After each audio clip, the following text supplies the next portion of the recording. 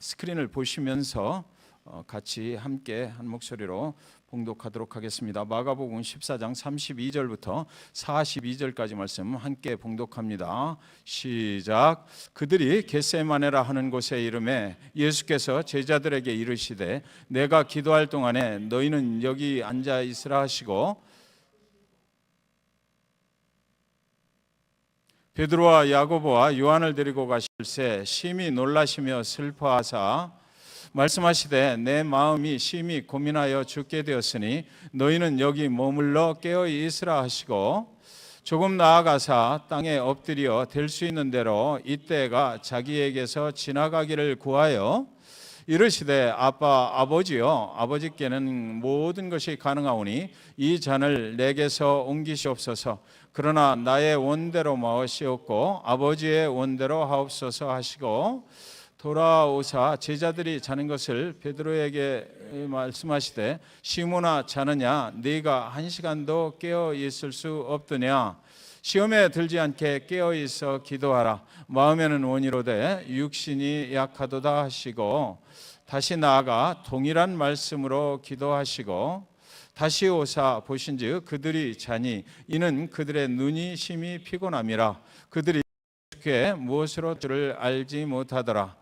세 번째 오사 그들에게 이르시되 이제는 자고 쉬라. 그만 되었다. 때가 왔도다. 보라 인자가 죄인의 손에 팔리느니라.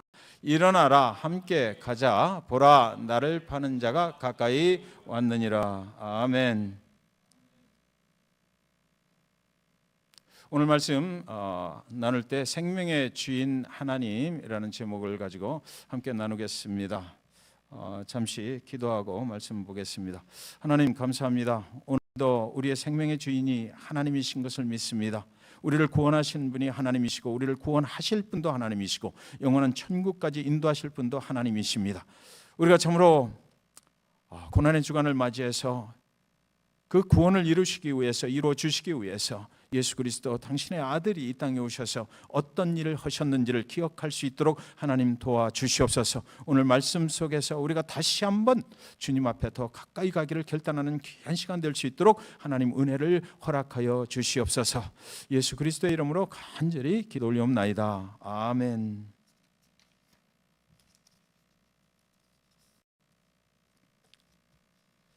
세상에 여러분 아시나요? 전쟁의 소식이 멈췄습니다. 코로나 바이러스가 생기기 전에는 끊임없이 전해오던 전쟁의 소식이 멈추었습니다. 사람과 사람이 만나지 못하는데 전쟁이 무슨 소용이 있겠습니까? 만나면 바이러스에 감염이 되는데 전쟁은 무슨 전쟁을 한단 말입니까? 여러분 세상에 종말이 올 때 전쟁이 무슨 소용이 있겠느냐고요. 사랑하는 것은 하나님의 뜻이에요. 우리가 서로 사랑하면서 사는 것은 하나님의 뜻입니다. 그러나 전쟁은 하나님의 뜻이 아니라는 것입니다. 하나님께서 결국 이 어렵고 힘든 상황을 통해서 전쟁의 소식이 물러가게 해버린 것입니다. 코로나 바이러스 때문에 인간의 움직임이 멈추었습니다. 그랬더니 매연이 확연하게 줄어들었다는 것입니다. 하나님이 창조하신 자연을 훼손하고 살아온 그 인간이 움직임을 멈추는 순간 하나님의 창조하신 세상이 아름답게 회복이 되고 있다는 것이에요. 우리는 그동안 얼마나 바쁘게 살았습니까? 너무 바빠서 가족들 간에도 서로 얼굴을 보고 살기가 굉장히 힘들었습니다. 그러나 하나님이 창조하신 가족 공동체가 얼마나 소중한 것인지를 이제 깨닫게 되는 것입니다. 인간의 움직임이 멈추니까 그동안 깨닫지 못하고 살아왔던 소중한 것들을 이제 깨닫게 되는 것입니다. 과학과 의술의 발달로 인간은 예전보다 훨씬 오래 살 수 있게 되었어요. 그러나 코로나 바이러스 앞에 인간이 개발한 그 과학이나 의학은 생명을 연장하는데 아무런 소용이 없다는 것을 우리는 깨닫게 되는 것입니다. 생명의 주인은 여전히 생명의 창조주가 되시는 하나님이신 것을 우리는 다시금 깨닫게 되는 것이에요. 여러분 한국에 정한솔이라고 하는 그 간호사, 젊은 간호사가 한 명이 있어요. 그는 지금 국립마산병원에서 코로나 환자들을 치료하는 간호사로 자원으로 일을 하고 있습니다.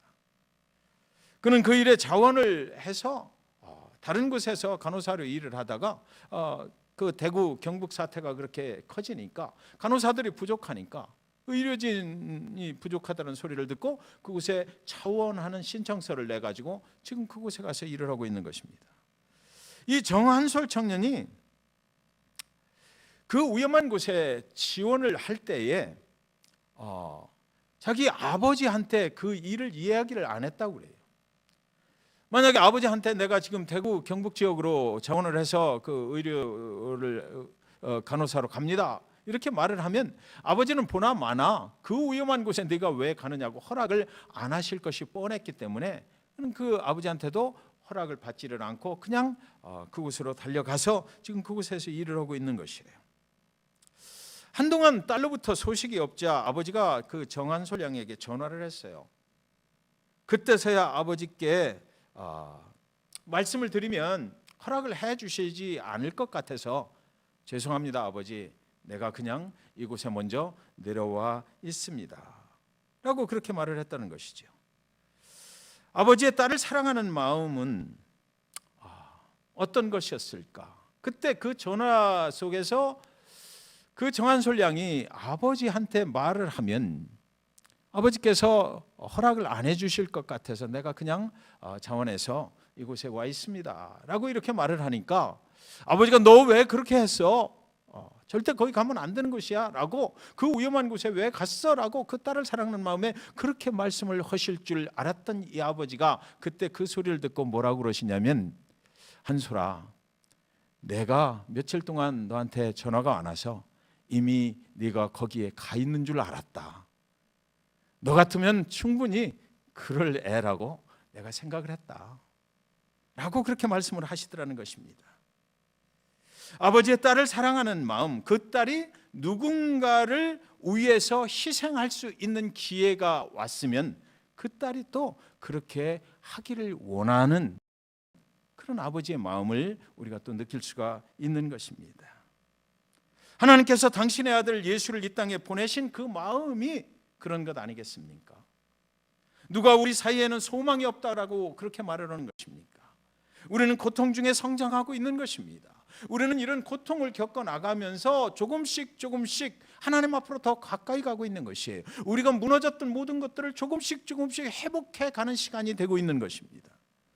어렵고 정말로 힘든 순간에 진짜 무엇이 중요한 것인지, 우리 삶 속에서 가장 중요한 것이 무엇이었는지, 그동안 잊고 살았던 것들을 우리는 다시 회복하고 있는 것이란 말입니다.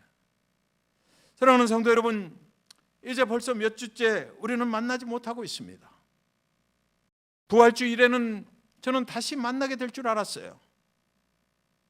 어떤 성도님은 교회에 또 백합을 사다 놓으셨더라고요. 백합은 자라서 활짝 부활의 꽃을 피우는데 우리는 아직도 성전에 모일 수가 없어요. 텅 빈 성전에 혼자 앉아 있노라면 가슴이 많이 아픕니다. 우리가 오늘 이 시간을 지나는 것은 이렇게 어려운 것입니다.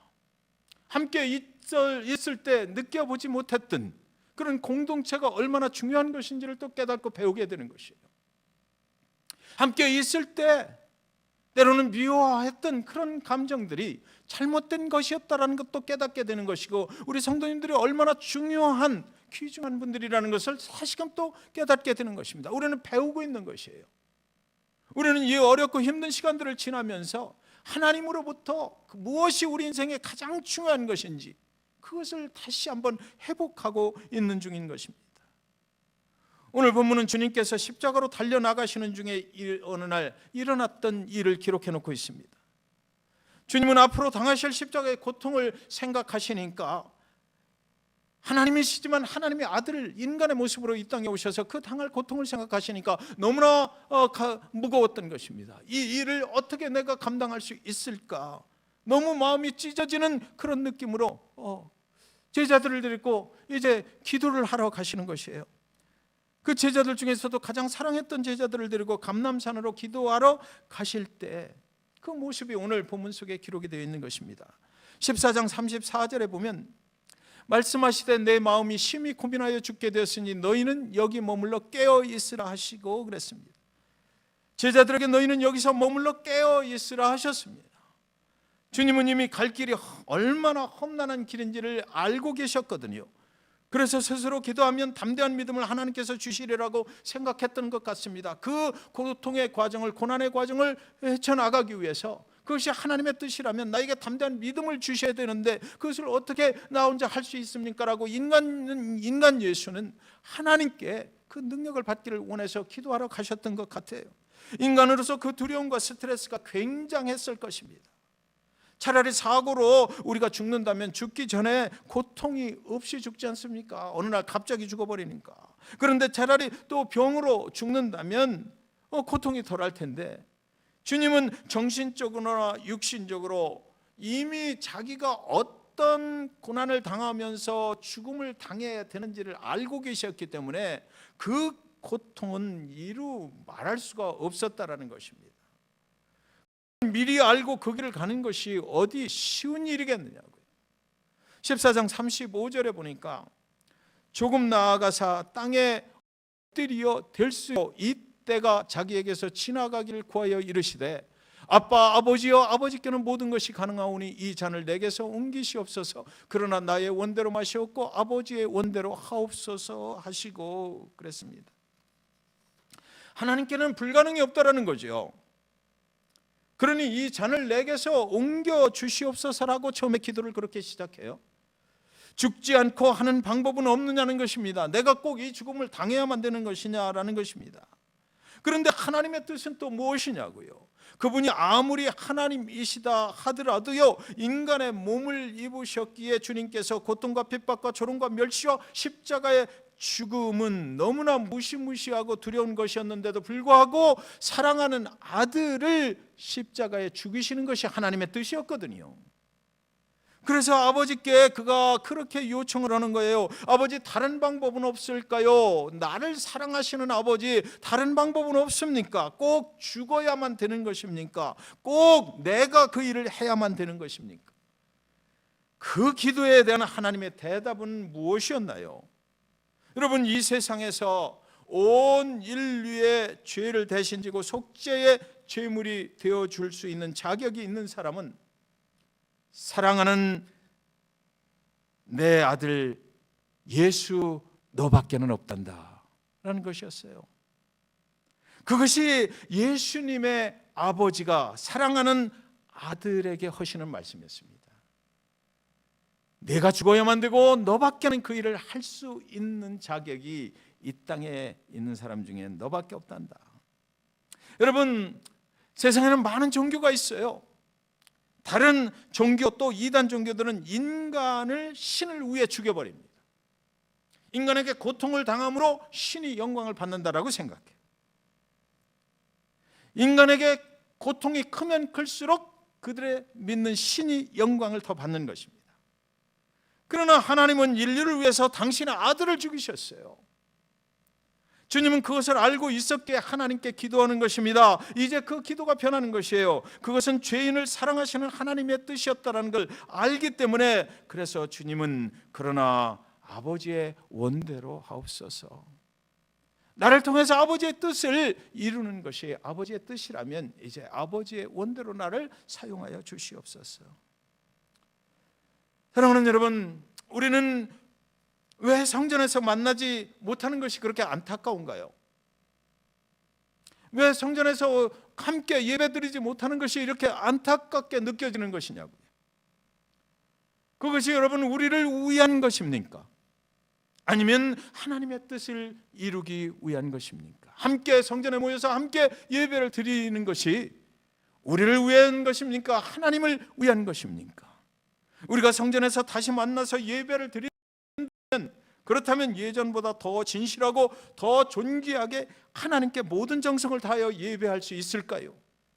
다시 우리가 성전에 모여서 예배를 하게 된다면 정말로 우리는 하나님의 영광만을 위해서 예배할 수 있을까요? 주님께서 다시 제자들에게 와 보았어요. 너희들은 깨어서 거기서 있으라고 그랬잖아요. 깨어 있으라고 그랬거든요.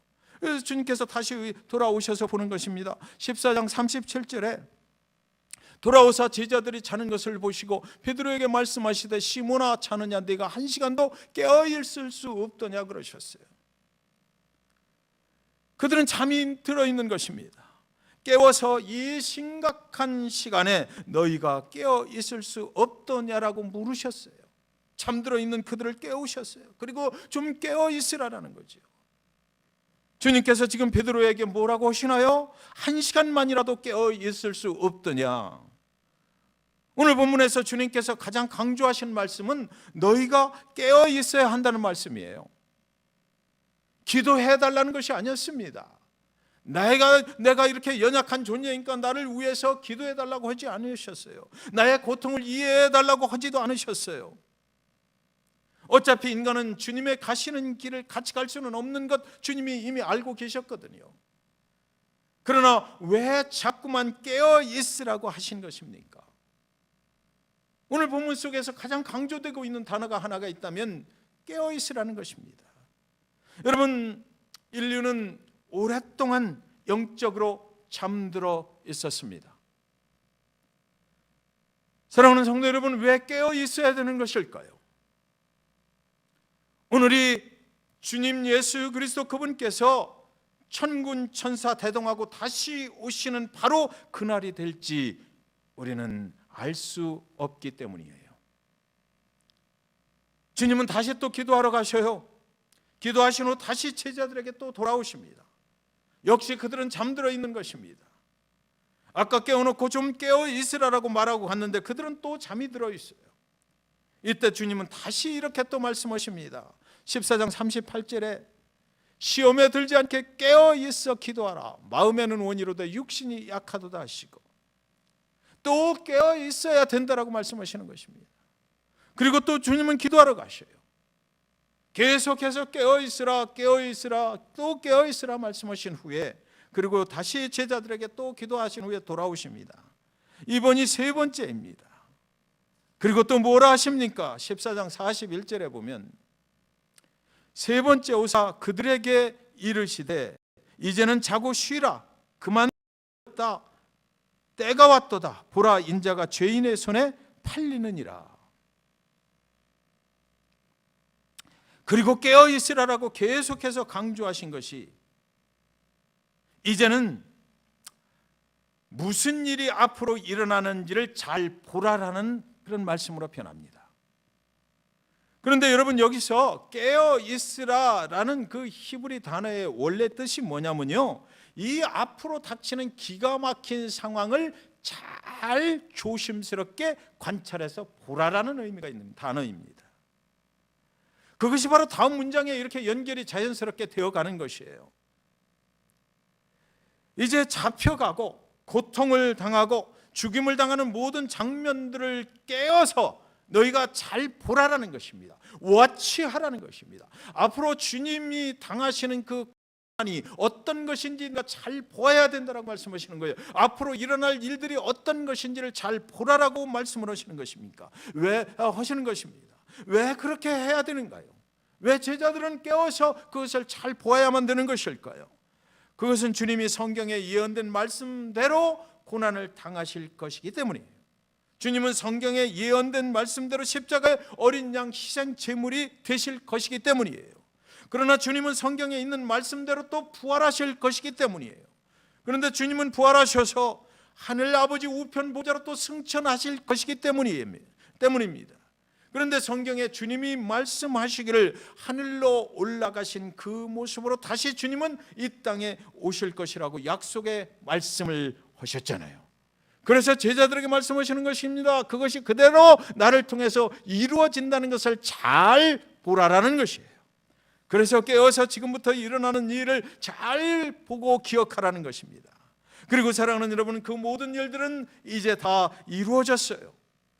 그리고 남은 것이 하나가 있는데 그것은 주님께서 이 땅에 하늘로 올라가신 그 뜻대로 다시 오시는, 그것은 아직 남아있는 것입니다.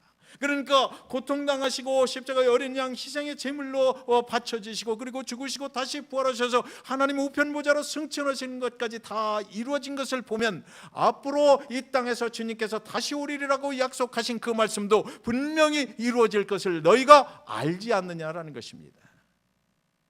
그분은 성경에 있는 말씀대로 이제 도적같이 오실 것입니다. 그분은 성경에 있는 말씀대로 천군 천사를 대동하시고 구름 타고 우리들의 이름을 부르면서 나팔소리 빵빠방 울리면서 어느 날 도적같이 임하게 되실 것입니다. 그날을 깨어서 기다리라는 것이에요. 오늘 코로나 바이러스가 세상을 흔들어 놓았잖아요. 그러나 우리가 지금 깨어서 보아야 할 것은 코로나 바이러스가 아니라 주님께서 다시 오시는 날이 혹시 오늘일까 유심히 보아야 된다라고 성경은 저와 여러분에게 말씀하고 있는 것입니다. 여러분의 등에는 기름을 채우셨습니까? 코로나 사태가 벌어지니까 기름값이 얼마나 싼지 몰라요. 주유소에 가서 기름을 넣으면서 그 생각을 했어요. 지금 우리 모두가 깨어서 기름을 채울 때이구나. 사랑하는 여러분, 오늘 우리가 하루빨리 성전 예배가 회복되기를 주님 앞에 기도합니다. 그 이유는 무엇입니까? 주님이 가신 그 고난의 길을 우리 주님 심판자로 다시 오시는 그날 이전에 그동안 잠들어 있었던 우리의 육신을 깨워서 우리도 주님이 지고 가신 그 십자가를 지고 주님이 그러셨던 것처럼 아버지의 뜻을 이루기 원하기 때문인 것입니다. 우리가 다시 성전에 모이면 그동안 하지 못했던 주님의 영광만을 드러내는 예배를 드리고 싶기 때문에 그런 것이에요. 그동안 우리가 깨닫지 못했던 주님의 영광만을 드러낸다고 말은 했지만 실제 그렇게 하지 못했던 그런 부분들을 이제 깨달았으니까 다시 모이면 정말로 진실한 믿음 가지고 주님의 영광만을 드러내기를 원하기 때문인 것입니다. 우리가 다시 모일 수만 있다면 그동안 하나님의 것을 하나님의 것이라고 인정하지 못했던 것들을 이제 하나님의 것이라고 인정하며 살기를 원하기 때문인 것이에요. 그동안 무디어졌던 주님을 향한 그 사랑을 회복하기를 원하기 때문인 것입니다.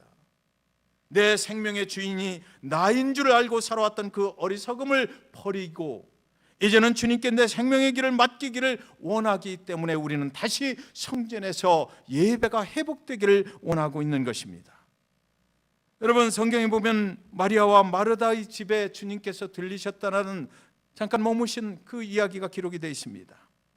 한 사람은 부엌에서 주님이 드실 음식을 장만하기에 너무나 바빠요. 마르다는 주님을 대접할 음식을 만들어내나 너무나 이것저것 신경 쓰는 게 많은 것입니다. 마리아도 바쁜데 주님의 말씀을 듣느라고 주님 곁에 앉아서 그 말씀을 받아 먹느라고 그는 바쁩니다.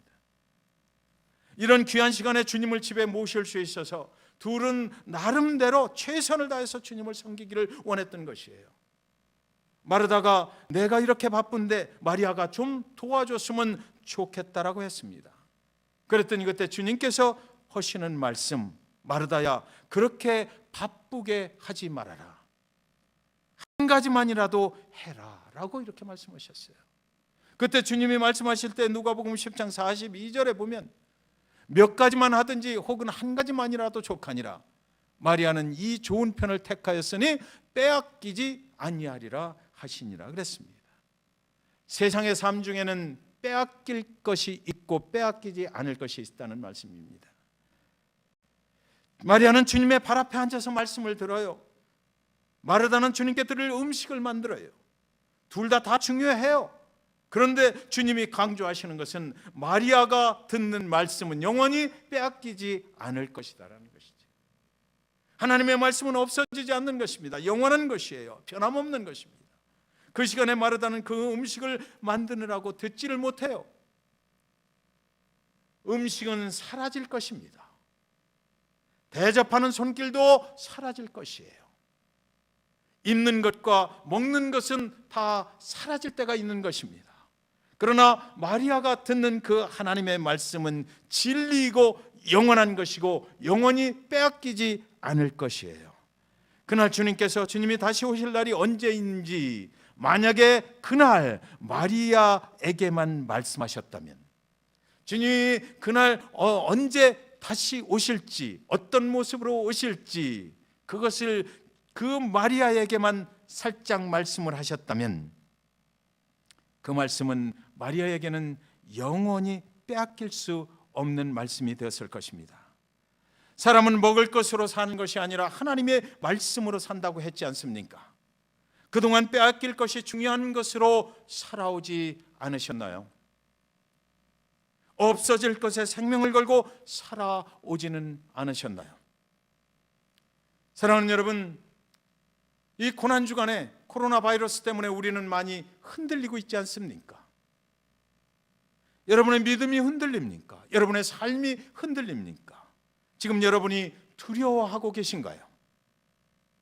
여러분, 저는 스킨스쿠버 다이빙을 해본 적은 없지만 스킨스쿠버들에게는 아무리 그 바다의 겉에 보이는 모습, 수평선과 또 수면에 아름답게 부서지는 그 파도가 아무리 멋지게 보인다 하더라도요, 그들은 깊은 바닷속으로 들어가는 것입니다.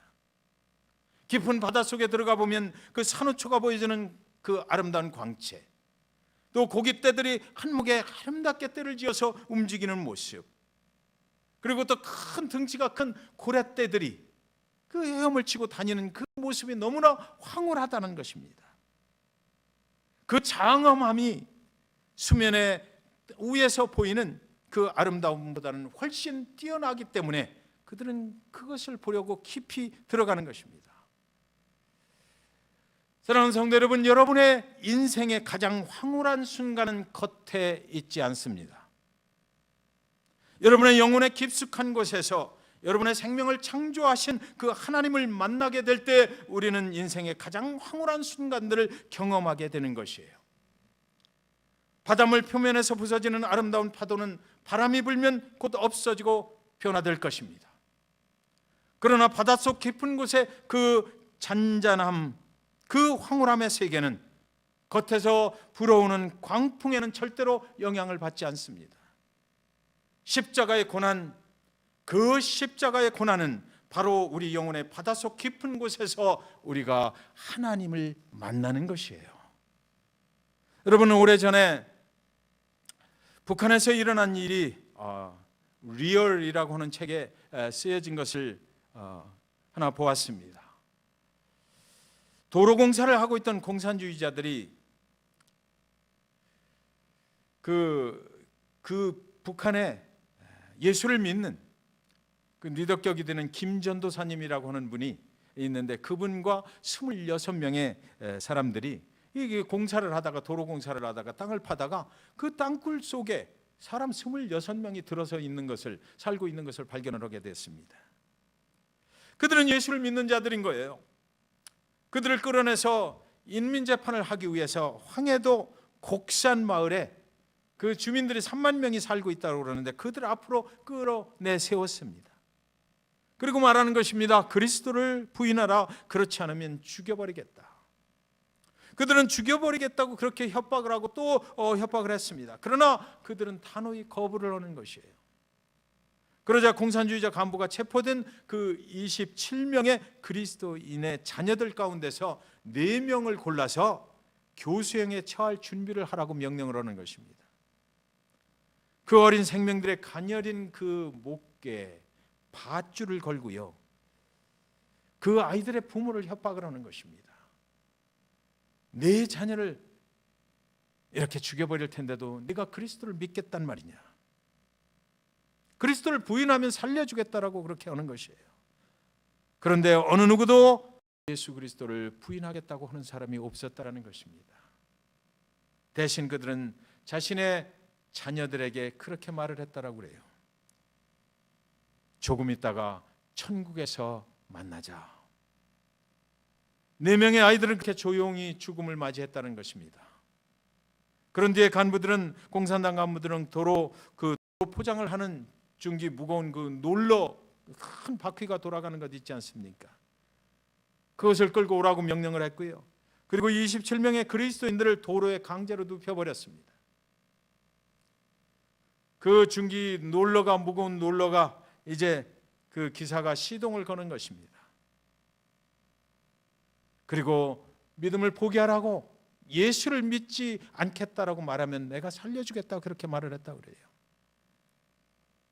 이제 너희들에게 주는 마지막 기회니까 이 놀러가 너희 위로 지나가기 전에 예수를 부인한다고 말만 하면 살려주겠다, 그렇게 말했습니다.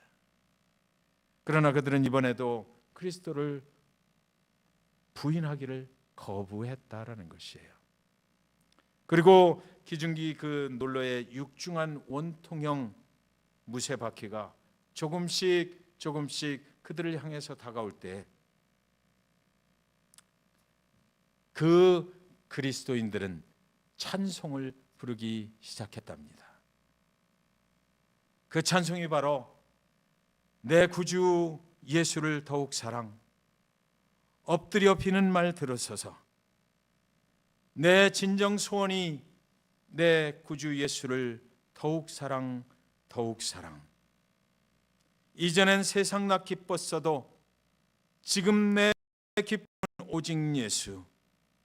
다만 내 비는 말 내 구주 예수를 더욱 사랑, 더욱 사랑.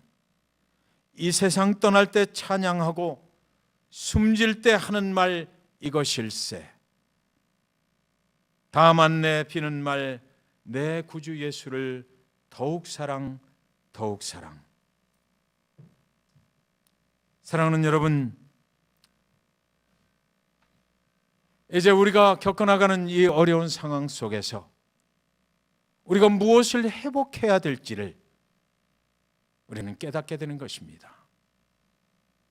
예수 그리스도 골고다 십자가를 지고 나아가시는 그 길을 우리가 같이 동행하면서 우리가 과연 그동안 무엇을 잃어버렸었나?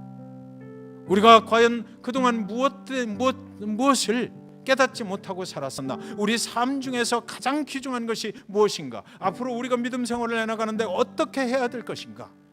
그것을 다시 한번 생각하시고 결단하시는 그런 시간이 될 수 있기를 주님의 이름으로 간절히 축원드리는 것입니다.